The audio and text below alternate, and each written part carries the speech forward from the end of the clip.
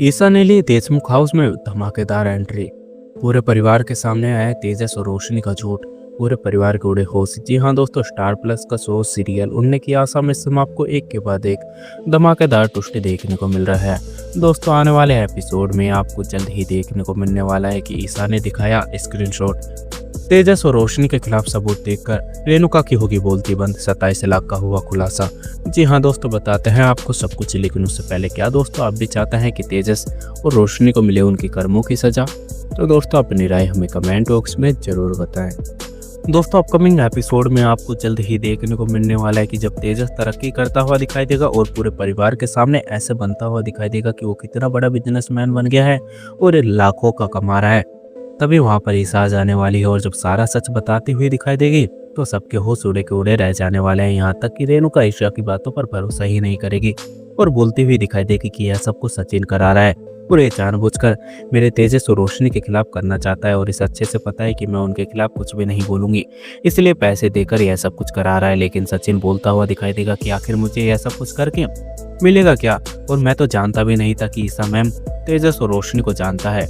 लेकिन इन्होंने जब मुझे बताया कि यह सब कुछ उनके साथ में हुआ और करने वाला और कोई नहीं बल्कि तेजस और रोशनी है, परेश तेजस से पूछता हुआ दिखाई देगा कि यह सब कुछ क्या हो रहा है तेजस, और तूने तो मुझे बोला था कि वो पैसे किसी और ने नहीं बल्कि रोशनी के बाबा ने भेजा है। तो तेजस की बोलती बंद हो जाने वाली है और तेजस से नीचे देखने लगेगा।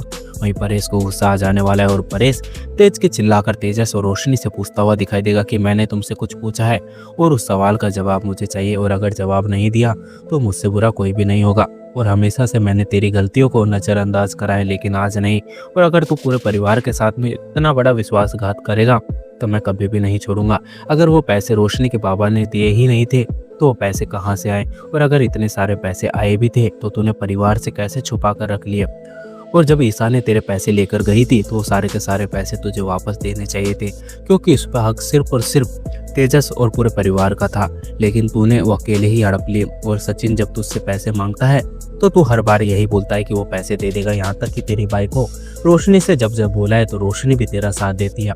लेकिन आज मुझे सच का पता चला कि तुम्हारे दिमाग के अंदर क्या चल रहा है।